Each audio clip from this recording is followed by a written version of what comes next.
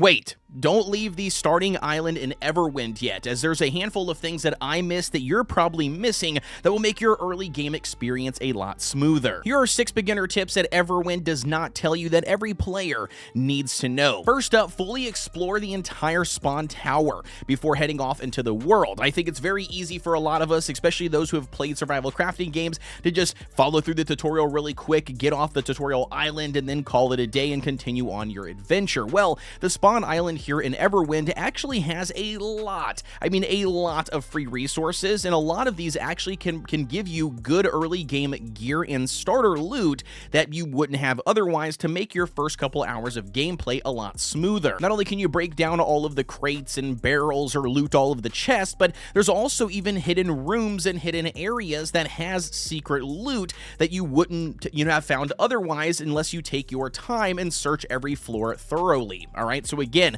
make sure you slow down a little bit, find everything you can, loot everything you can before finally leaving the tower to set off on your adventure. Now, diving into tip number 2, speaking of looting everything, that's another thing that people don't realize is you can actually take all of the crafting benches and items throughout the tower on every single floor. So not only can you loot the chest, but you can also chop the chest down, which then will give the chest back to you in your inventory, so then you can place it on your ship and base, the moment you land on there without having to get the resources to craft a new one. But this not only goes for chest, it goes for literally everything. You can do this with the campfire that you stumble upon on one of the floors early on. You craft up some of the food that you need. Once you're finished, go ahead and use a pickaxe on it, chop down that campfire, it'll throw it into your inventory so you can place that down immediately on your ship. Same thing for the forge, so you can have a forge already ready to go, and a repair anvil. Both of these items, again, are crafting benches that you don't have to farm those materials or resources for. If you just grab these ones here from the tower, you could throw those directly on your ship. Same thing goes for the last large chest that you'll find, I believe on the very bottom floor before heading outside of the tower. You can chop that bad boy down with an axe and then have a much larger chest on your boat immediately, like as soon as you get there, versus having to farm those resources. Again, it's something that a lot of people overlook, but I think it makes a massive difference, and it drastically speeds up your resource and grinding time early game. And speaking on crafting, tip number 3 brings us into break everything down in the starting tower at least once to loot it, because it then gives you the recipe to craft that item later on. This is everything from the chest to the wooden table to the wooden desk to the wooden chair. You have the torches on the wall, you have the chains on the wall, you've got the banners, the flags, literally everything, the railing, the stone railing, everything and anything that you can see, the iron bars on the windows, all of those things can be looted and then immediately learn the crafting recipe. This is a massive game changer that it doesn't really tell you this at the beginning of the game,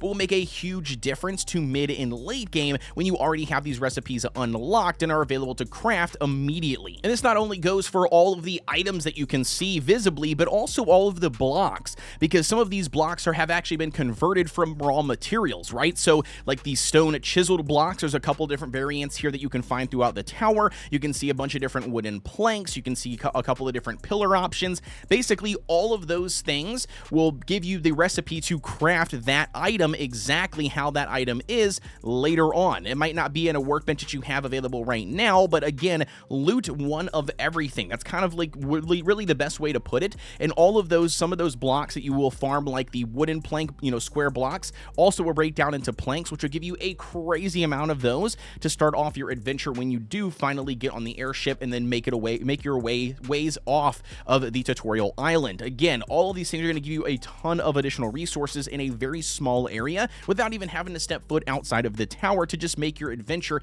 that much easier for the first couple of hours. And now diving into the next tip, that brings us to inventory management. Early game, especially following these tips that I've already said in this video, you're going to cap out on your inventory very quick and easy because you're going to be looting everything, literally everything. And so because of that, you need to start to pick and choose what is important and what is not important to keep. So there's a couple of things to note. So once you've picked up all of those items, whether it's an individual block, whether it's an individual plank, a wooden table, a desk, whatever it is, you're probably not going to need that right away on the airship, right? So I would just pick up the table after you break it down, throw the table back outside. Same thing with, some of the little braces or the columns or the pillars or the chains, like things that you're not really going to need right away. Just just dump back out of your inventory after you have looted them once and got the recipe in the top right-hand side of your screen. Managing your inventory becomes a lot easier when you know what to pick and choose and what is important and not important. I would throw all of that out. That is, already crafted, things that you're not going to really necessarily need. I would hold on to the chest just to make sure. All the crafting benches that you did pick up, I would hold on to all of those. I would dump any of the railings, anything like that, hatchways, doors, I mean, you name it. I would pick up everything that you can to get the crafting recipe, but then dump all that stuff that is unnecessary or that you're probably not going to need for the first couple of hours until you do actually start to build like a full-on base. And diving into another tip I've almost forgot here, and that brings us to the parry system of Everwind.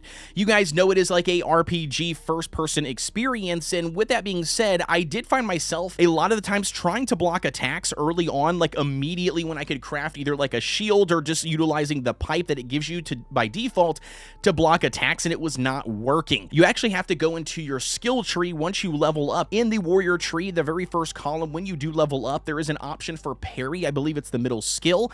That is the one that you're actually going to need before you can activate parry mechanic in the game. My gosh, this saves me so much time trying to parry the entire time, thinking I was doing something wrong or the combat was clunky. It's not. You just got to make sure you unlock the parry option first before you can actually parry attacks. And there you go, survivors. That is some good, solid tips here for every new player diving into Everwind for the very first time to help you guys utilize and get the most you can out of the tutorial island, where it is really, really easy, as part of the game to get a bunch of resources and stuff to set you out on your adventure to make your first couple hours of gameplay a lot smoother.